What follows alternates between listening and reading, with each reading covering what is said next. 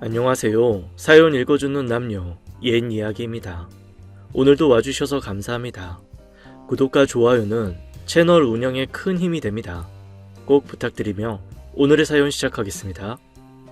안녕하세요. 저는 30대 남성입니다. 하루아침에 달라진 제 인생 이야기를 들려드릴까 합니다. 저는 평범한 가정에서 태어나고 자랐어요. 아버지는 철물점을 운영하셨고 어머니는 가정주부셨지요. 저희 세 가족은 정말 평범하게 큰 어려움 없이 잘 지냈습니다. 저는 중소기업의 경영기획팀에 취업을 하게 되어 직장인 생활을 시작했어요. 제가 취업한 지 1년쯤 지났을 때 아버지가 갑작스러운 교통사고로 돌아가셨습니다. 아버지의 교통사고로 평범했던 가정의 일상이 깨지는 듯 했지만 어머니도 이내 정신을 차리셨고 아버지가 하시던 철물점을 운영하시면서 3년의 시간이 지나자 다시 일상으로 돌아오는 듯 했습니다. 엄마와 저는 아버지께서 안 계신 삶에 적응해 나갔지요. 그 무렵 제가 다니는 회사에 기업 교육을 위해 교육 강사가 왔습니다. 저는 그녀의 당찬 모습에 반했고 그녀의 환심을 사기 위해 그녀의 강의에 경청하며 그녀의 질문에 엄청 큰 목소리로 대답하기도 했습니다. 그리고 교육이 끝난 후에 그녀에게 말을 걸었어요. 안녕하세요. 경영기획팀 김진수예요. 오늘 강연 너무 멋졌어요. 고맙습니다. 제일 열심히 들으셨던 분이시네요. 대답도 크게 하시고. 네, 오늘 강연이 너무 재밌었거든요. 혹시 강사님이랑 좀 더 얘기 나눠보고 싶은데 제 연락처 드려도 될까요? 강사님이 싫으시면 그냥 버리셔도 됩니다. 라며 수줍게 명함을 내밀었습니다. 아니에요, 주세요.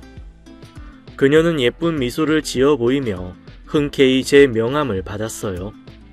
그날 이후 저는 이야깃거리를 만들어 핑계를 대며 그녀와 자주 연락을 주고받았어요. 그녀는 제가 생각했던 것처럼 성격도 밝고 당찬데다가 마음씨도 따뜻한 사람이었죠. 이 사람과는 평생을 함께해도 되겠다는 생각이 들었고 그녀와 사귄 지 2년 만에 청혼을 했습니다. 우리는 결혼을 했고 행복한 나날을 보냈어요.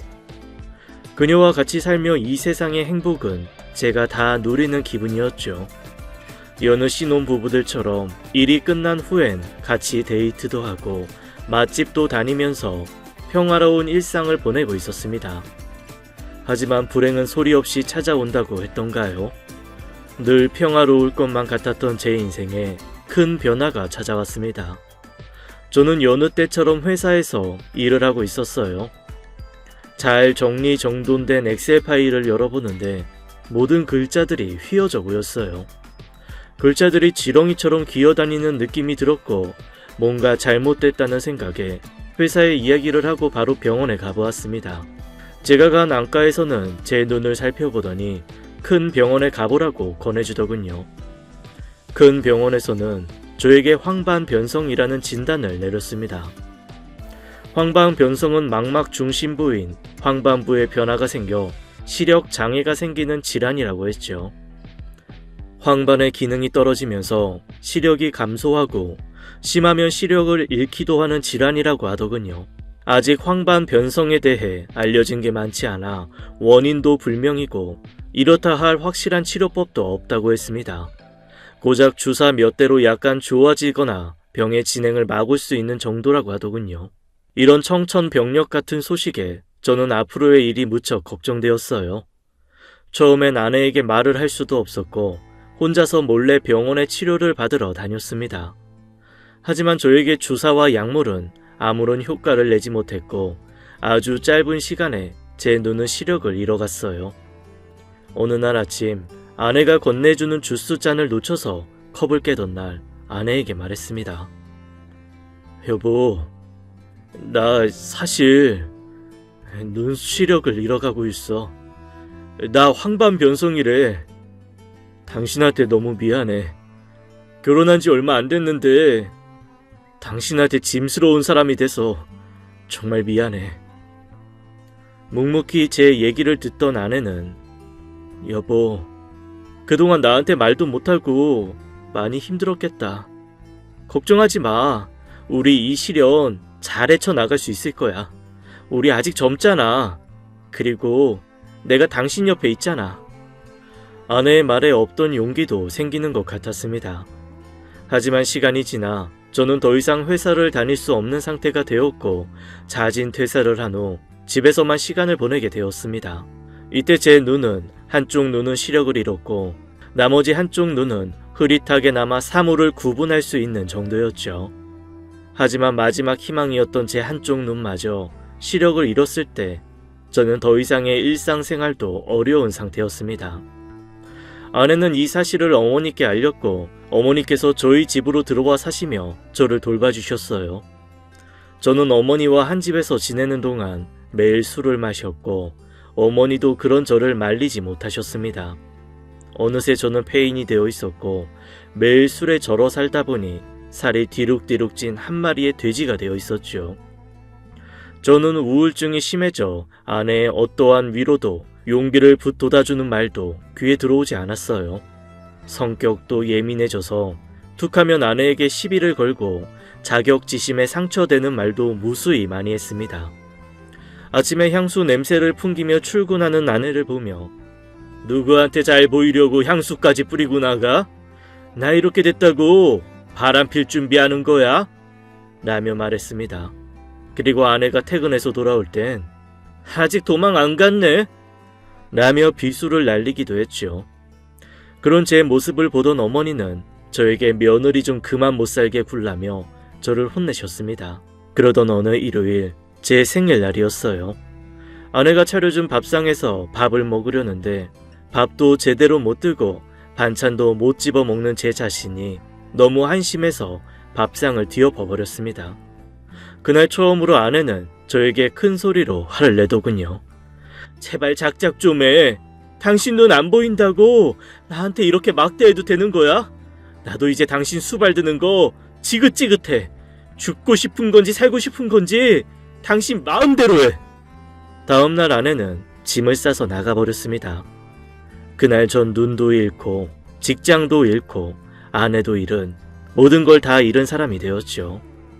그런데 아내는 이미 절 떠날 작정을 하고 있었던 건지 다음날 집으로 우편물 하나가 왔는데 그건 바로 저희 집을 담보로 대출을 낸 것에 대한 이자를 납입하라는 우편물이었습니다. 결혼할 때 아내에게 프로포즈를 하며 제 아파트 명의를 아내에게 이전해 주었었는데 아내는 그 집을 담보로 대출을 내고 짐을 싸서 절 떠난 거였죠. 저와 어머니는 그런 아내를 괘씸해하며 함께 아내 욕을 했습니다. 어머니도 그렇게 안 봤는데 며느리가 어쩜 이럴 수 있니? 너도 하루빨리 정신 차려서 보란듯이 잘 살아야지 라고 말씀하셨습니다. 하지만 전 아내가 떠난 후에 더욱더 삶의 의미를 느끼지 못했고 그저 죽고만 싶었어요. 그래서 수없이 자살 시도를 했죠. 어머니가 마트에 장 보러 가신 틈에 목을 메어도 보았고 잠들기 전 수면제 수십 알을 삼켜도 보았지만 번번이 실패했습니다. 나중엔 죽는 것도 마음대로 안 되니 화가 나더군요. 그래서 그때서야 정신 차리고 살아야겠다는 생각이 들었습니다. 저는 스스로 살 길을 찾기 시작했고 술을 끊고 알코올 중독에서 벗어나기 위해 피나는 노력을 했어요.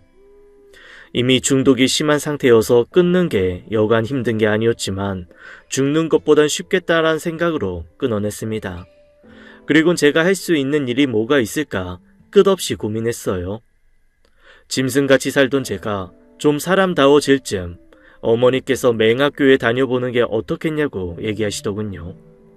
그 후로 저는 맹학교에 다니며 의료 전문 학사를 취득하고 안마사로 취업을 했습니다.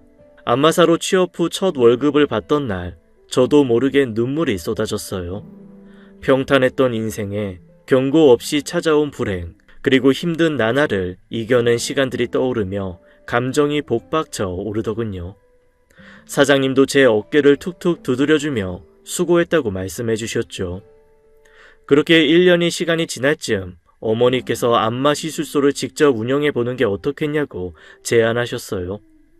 저는 우리에게 그럴 만한 돈이 남아있지 않을 텐데 직접 운영하는 건 어려울 것 같다고 했지만 어머니는 통장을 보여주시며 우리에게 남은 마지막 자금이라며 이걸로 열심히 한번 해보라고 했습니다.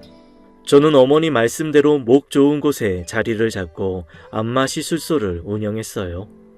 열심히 하다 보니 입소문도 좋게 나서 단골 손님도 많아졌죠. 그러던 어느 날 이른 시간에 손님 한 분이 들어오더군요. 저는 벽을 더듬으며 그 손님을 방으로 안내한 후 베드에 눕혀 안마를 하기 시작했습니다. 그런데 그 손님이 흐느끼며 울더군요. 저는 제가 안마를 너무 아프게 해서 우는 줄 알고 당황하며 연신 죄송하다고 했습니다. 그런데 제 말이 끝나자마자 그 손님이 일어나는 듯 하더니 저를 와라 끌어안았어요. 왜 이러시냐며 당황하며 그 손님을 떼어내려는데 들려오는 목소리에 저는 깜짝 놀랄 수밖에 없었습니다.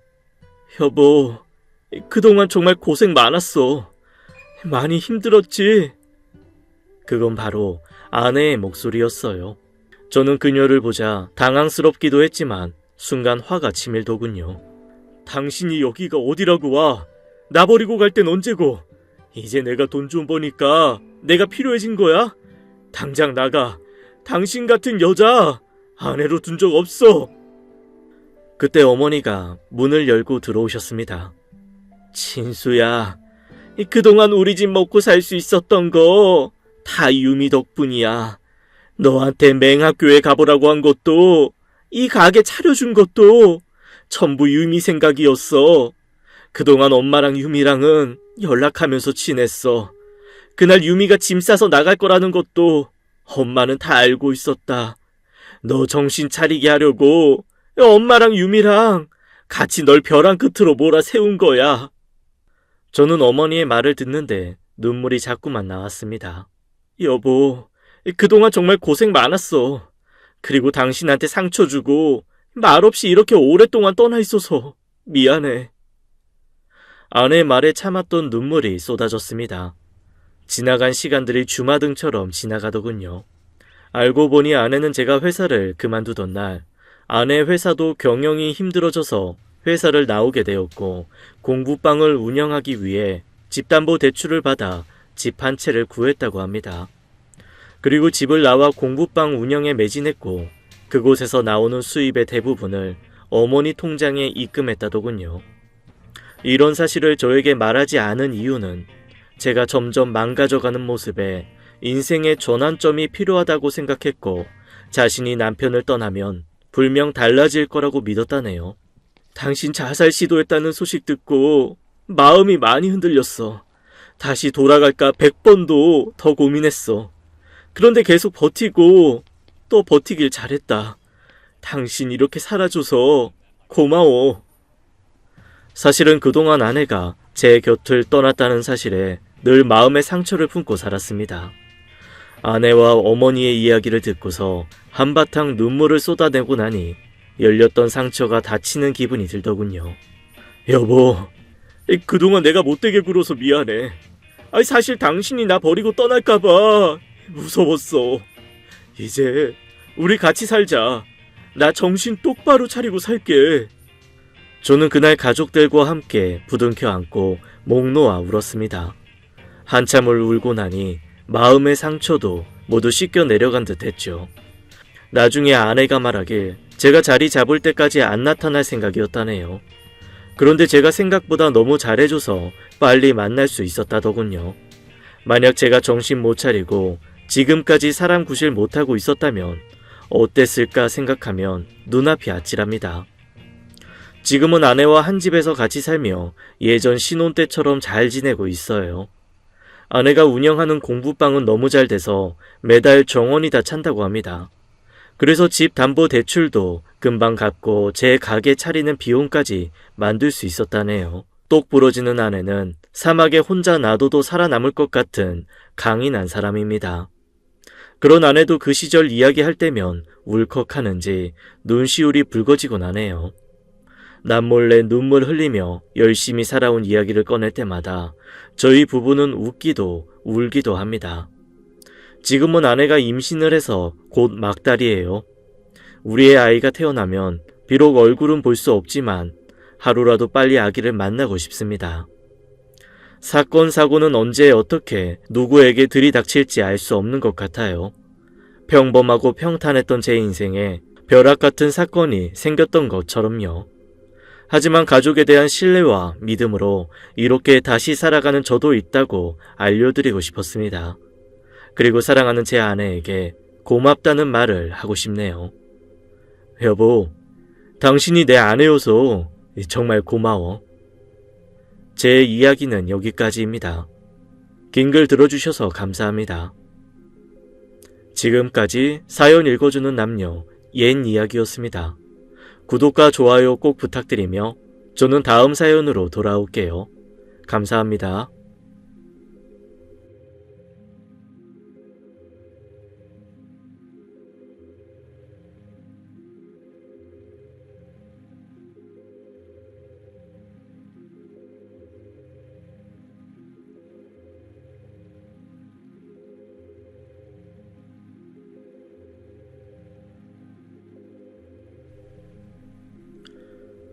안녕하세요. 사연 읽어주는 남녀 옛 이야기입니다. 오늘도 와주셔서 감사합니다. 그럼 오늘의 사연 시작하겠습니다.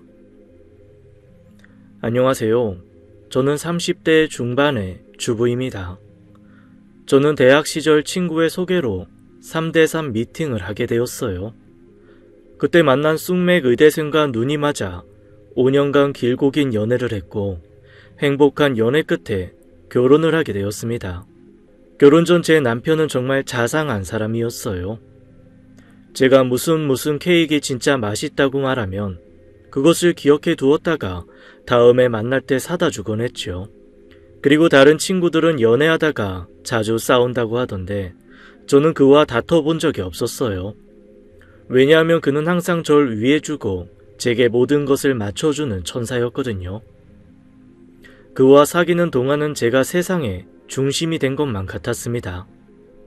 연애가 길어지다 보니 그와 자연스럽게 결혼을 준비하게 되었어요. 양가 상견례도 무사히 마쳤고 결혼식장도 호텔 예식으로 예약을 했죠. 상견례 날 뵌 예비 시어머니는 예비 남편의 옷무새도 체크해주고 식사할 때 반찬도 숟가락 위에 놓아주며 무척 잘 챙겨주시더군요. 예비 남편의 말로는 예비 시어머니는 남아선호 사상이 강한 분이시라고 했어요. 그래서 자신이 생각해도 누나보다 자신에게 더 많은 걸 해주셨다고 하네요. 그리고 예비 남편을 의사로 만들기까지 아들의 학원 시간표는 물론이고 하루 공부 계획표까지 전부 플랜을 짜주셨다고 해요. 한마디로 남편의 일거수일투족을 모두 관리하셨던 거죠. 물론 남편 본인의 노력도 있겠지만 어머님의 노력도 대단하셨던 걸로 봐서는 보통 시어머니는 아니겠구나 싶었습니다. 제 예상대로 시어머니는 의사 아들에 대한 자부심이 대단하셨어요. 혼수로 30평대 아파트와 외제차를 구입해 줄 것을 요구하셨고 예단비는 1억에 호텔 예식 비용을 모두 저희 친정에서 부담하는 걸로 하자고 하시더군요. 저희 엄마는 사돈 어른이 아들 갖고 장사하는 기분이 든다며 못마땅해 하셨지만 딸 결혼을 망칠 순 없기에 시댁에서 원하는 대로 조용히 예단을 준비해 주셨습니다. 마침내 결혼식 날이 되었고 저는 예쁜 드레스를 입고 그와 결혼을 하게 되었어요. 그런데 어쩐지 그는 가장 행복해야 할 날인데 표정이 썩 좋지 않더라고요. 웃지도 않고 무표정한 얼굴로 결혼식을 진행하길래 저는 그가 긴장돼서 그런가 보다 생각했습니다. 다행히 신혼여행에서는 얼굴도 편안해 보이고 즐겁고 신나하더라고요. 신혼여행이 끝나고 나자 우리는 각자의 일상으로 돌아왔습니다. 저는 학교 교사여서 학교로 출근을 했고 남편은 대학 병원으로 출근을 했어요. 가끔 시어머니께 전화가 와서 전화통화를 하면 뜬금없이 저더러 절대로 일을 그만두지 말라고 얘기하시고는 끊곤 하시더라고요.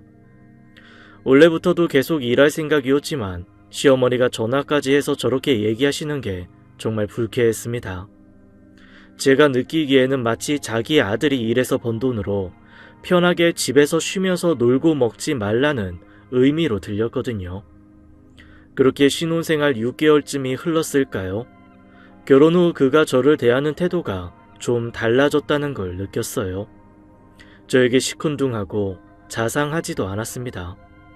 결혼 전에 그 남자가 맞나 싶을 정도로 저에게 차갑게 대했어요. 여느 레지던트들처럼 제 남편도 하루하루를 무척 바쁘게 지냈습니다.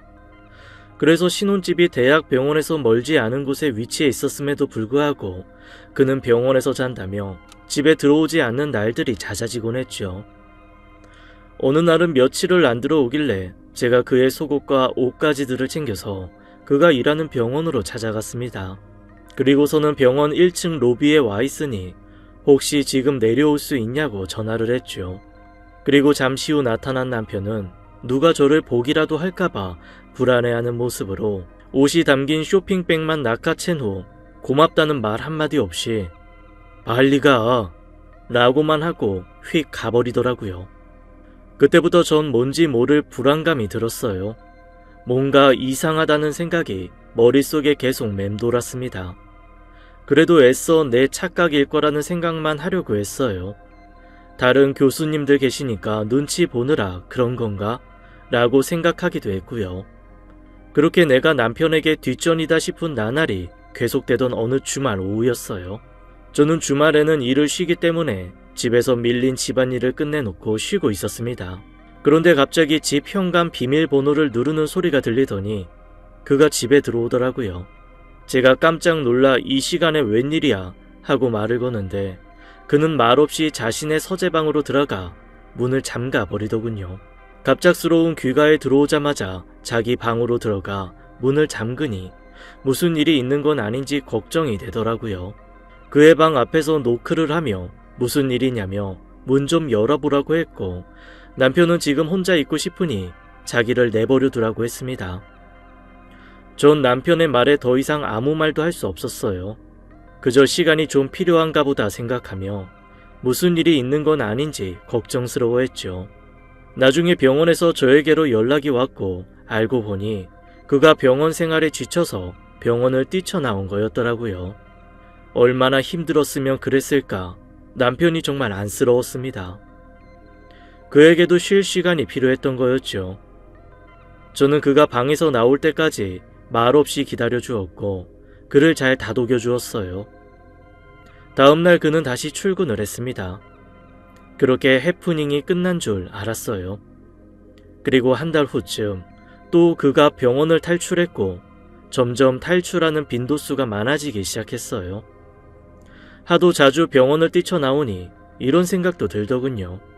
저희 친정에서 그에게 병원을 차려주길 바래서 저러는 건가 싶었습니다. 사실 저희 친정이 부유한 편이었거든요.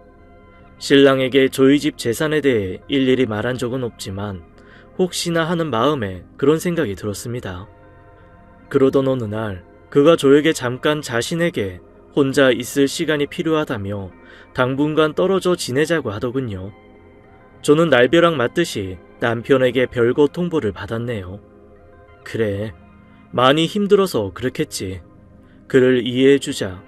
그의 이상 행동들을 참 많이도 참아주었습니다. 저는 친정에 가서 며칠을 부모님과 함께 지내게 되었어요. 결혼한 딸이 친정집에 머무르니 부모님 뵐 면목이 없더라고요. 그래도 저희 엄마는 제가 마음 상하지 않게 하시려고 잘 보듬어 주셨습니다. 하루는 엄마가 저에게 남편에게 연락을 해보라고 해서 연락을 해봤더니 답이 없더군요. 그렇게 친정집에서 며칠을 지내다가 남편이 연락도 잘 되지 않자 걱정되는 마음도 있고 출근을 위해 옷가지들도 더 챙겨올 겸 신혼집에 들리게 되었습니다. 남편은 병원에서 일하는 중인지 집에 없더군요. 서재방에 놓여있는 컴퓨터를 바라보다 아무 생각 없이 컴퓨터를 켜게 되었습니다. 평소에 컴퓨터를 잘 하지 않는데 그날 왠지 저도 모르게 컴퓨터에 눈이 가더라고요. 저는 컴퓨터를 이곳저곳 클릭하다가 못 보던 폴더가 보이길래 열어보게 되었어요. 그런데 그곳엔 너무나 충격적인 것들이 있었습니다. 폴더에 저장되어 있는 사진들 속에는 누드 차림의 여자와 남편이 호텔에서 함께 찍은 사진들이 잔뜩 있었어요. 더 충격적인 건 한 여자가 아니라 여러 명의 여자 사진들이었습니다. 사진에 있는 여자들과 있던 장소가 하나같이 다 다른 걸로 보아서는 남편은 제가 없는 동안 원나잇을 하고 다녔던 것 같더라고요. 그 사진들을 보는데 심장이 쿵쾅거리고 온몸이 떨려 정신을 못 차릴 것 같았어요. 이 사람이 이러려고 내게 별거를 하자고 했던 거란 생각이 들자 배신감에 눈물도 나고 화도 났습니다. 나중을 위해서 증거를 수집할 목적으로 떨리는 손으로 재빨리 그 사진들을 제 메일로 전송시켰어요. 그리고 곧이어 현관문 비밀번호 누르는 소리에 너무 놀라 저도 모르게 후다닥 컴퓨터를 껐습니다. 남편이 들어오더니 네가 왜 여기 있냐며 차갑게 물었고 저는 쌀쌀 맞은 남편의 말투에 눌려왔던 감정들이 터져나왔어요. 저는 최대한 차분하게 말하고 싶었지만 떨리는 목소리로 남편에게 가까스로 말했습니다. 내가 여기 있으면 안 될 이유라도 있어? 내가 왜 내 집에도 못 들어와야 되는데 내가 있으면 딴 여자들이랑 바람 피우는데 방해라도 되나 보지? 컴퓨터에 증거를 아주 고스란히 올려놨더라. 덕분에 이혼 진행은 쉬워지겠어. 조만간 이혼서류 보낼 테니까 도장이나 준비해놔. 너 설마 내 컴퓨터 뒤졌냐? 왜 남의 물건에 함부로 손을 대? 뭐? 남의 물건? 그래, 이 컴퓨터는 오빠가 사온 거니까 이제 남의 물건 맞네. 근데 여기 우리 아빠가 사준 내 집이야. 오빠나 남의 집에 있지 말고 당장 나가지 그래? 그리고 내가 싫어져서 이혼하고 싶은 거면 진작 말을 하지 그랬냐? 나 속이고 뒤에 몰래 창녀 같은 애들 만나고 다니면서 멀쩡한 사람 바보 만들지 말고 당신 같은 사람 때문에 멀쩡한 의사들이 욕먹는 거야.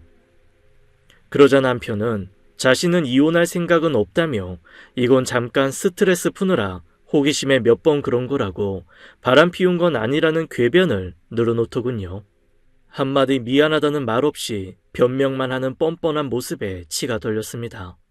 그러면서 하는 말이 네가 처음부터 병원 차려준다는 말 했으면 이런 일도 없었잖아.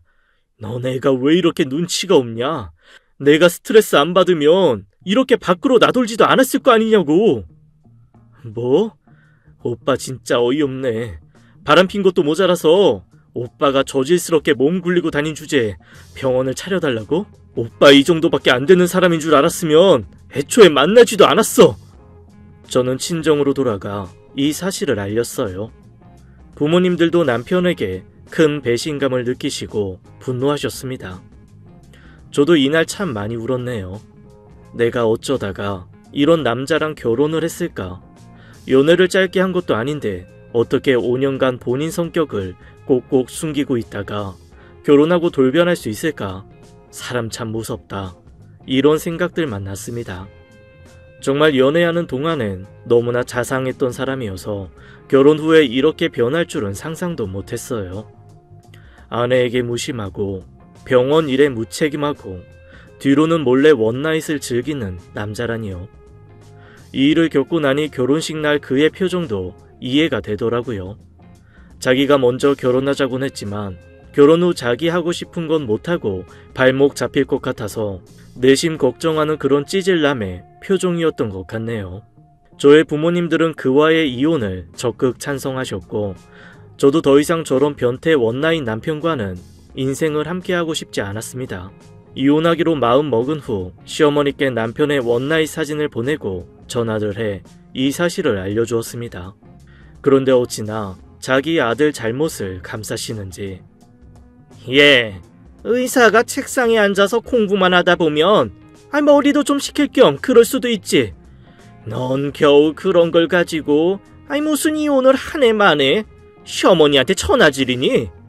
그리고 애초에 네가 내조를 잘했으면 이런 일도 없었을 거 아니야.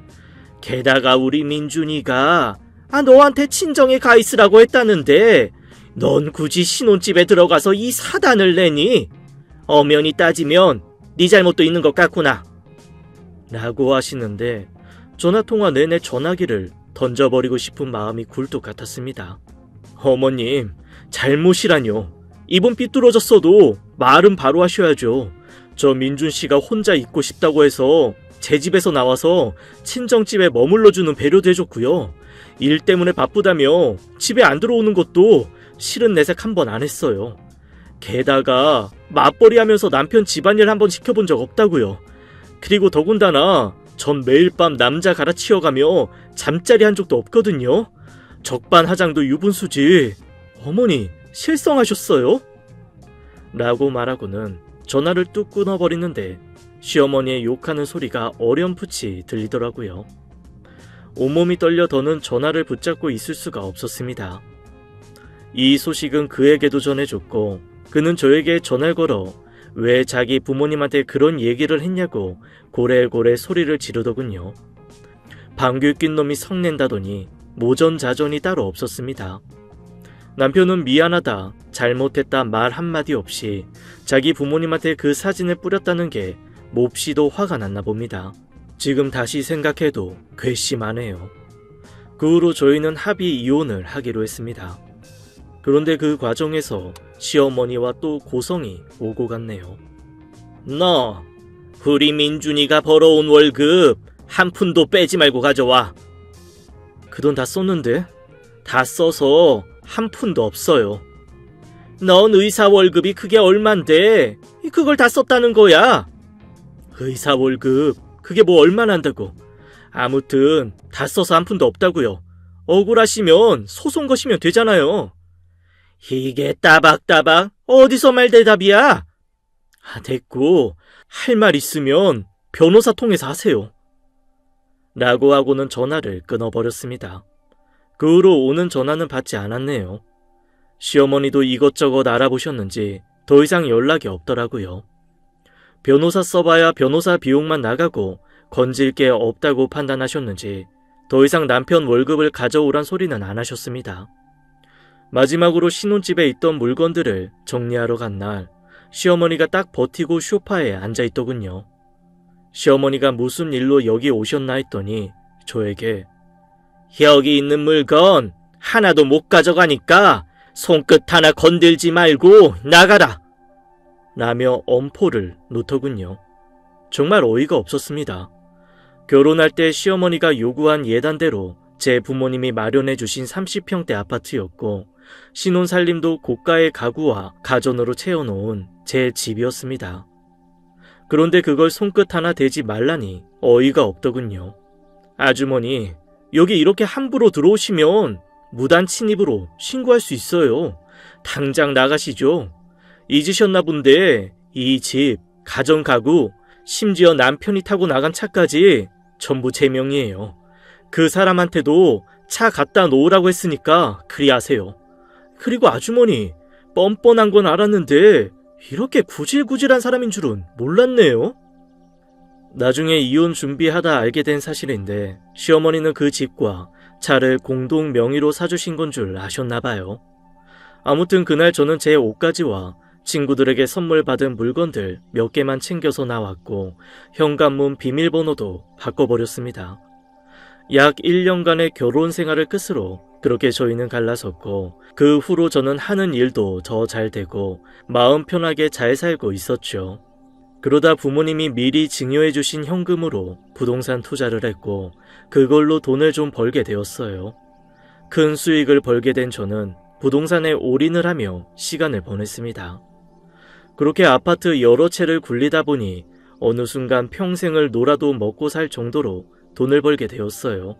부모님도 제가 부동산으로 수익을 보는 걸 보시더니 저에게 투자 감각이 있다며 투자를 많이 해주셨고 부모님 재산도 원래 많았지만 더 많이 불려드리게 되었습니다.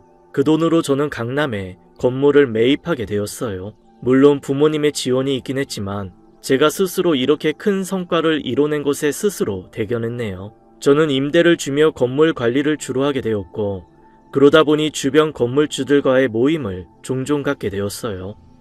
그리고 그곳에서 한 남자를 만나게 되었습니다. 그 남자도 강남에 건물을 갖고 있었고 이걸 주업으로 삼고 있더군요. 그와 함께 투자 이야기를 나누다 보니 관심사도 비슷하고 성격도 잘 맞아서 연애를 시작하게 되었어요. 사실 그와 연애하면서 이혼 이야기는 하지 않았습니다. 왜냐하면 연애는 해도 또 누군가와 결혼할 생각은 없었거든요. 그런데 그와 만나는 시간이 길어질수록 그에게 사실을 얘기해야겠다는 생각이 들었습니다. 사귄 지 1년이 지났을 무렵 어렵게 이혼 이야기를 꺼내려고 그를 만났습니다. 그런데 그가 먼저 제게 고백할 게 있다며 사실은 자기가 이혼남이라고 알려주더라고요. 저도 그에게 제 이야기를 들려주었습니다. 그는 부모님의 반대를 무릅쓰고 가난한 집의 딸과 결혼을 했대요. 그녀가 그와 결혼하자마자 명품 옷과 가방을 사들이기 시작했고 돈을 물 쓰듯이 썼다고 합니다. 하루는 와이프 이름으로 건물을 매수하려고 와이프의 통장을 오픈했는데 경악을 금치 못했다네요.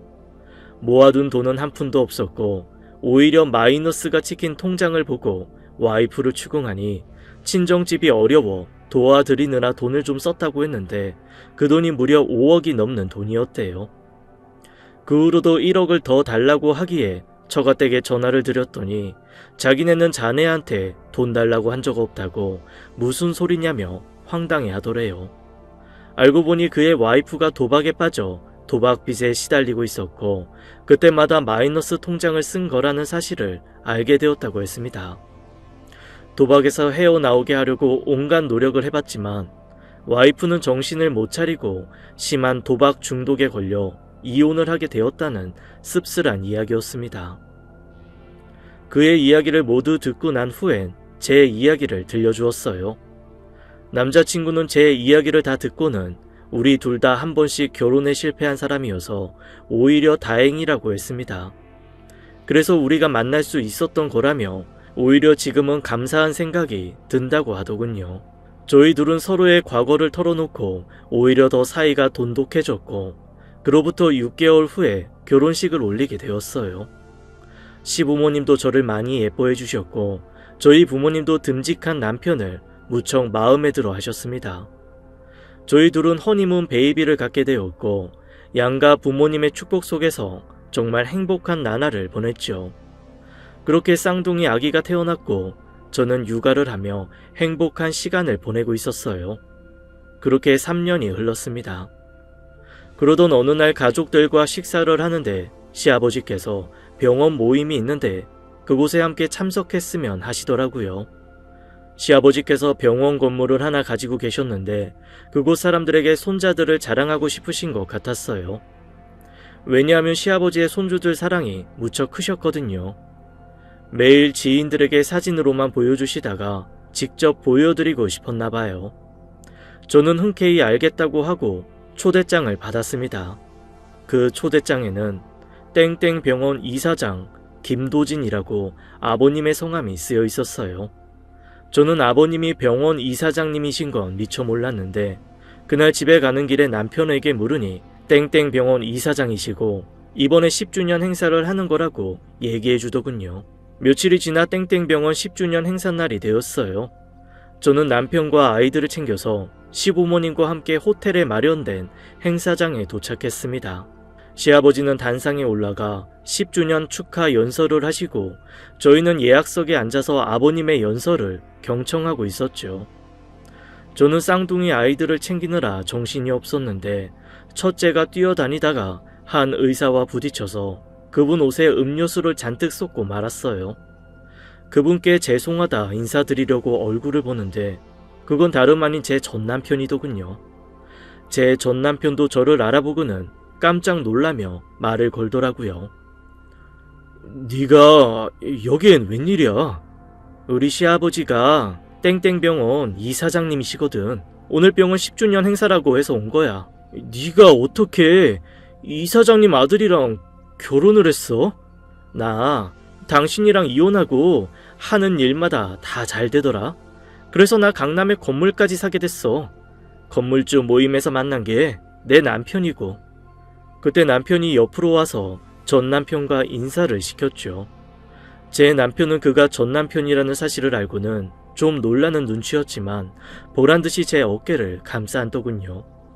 나중에 한 사실이지만 남편은 제 전 남편에게 우리 이렇게 행복하게 잘 먹고 잘 산다 뭐 그런 걸 보여주고 싶었대요. 그 후 남편은 제 전 남편에 대해 알아보았나 봐요.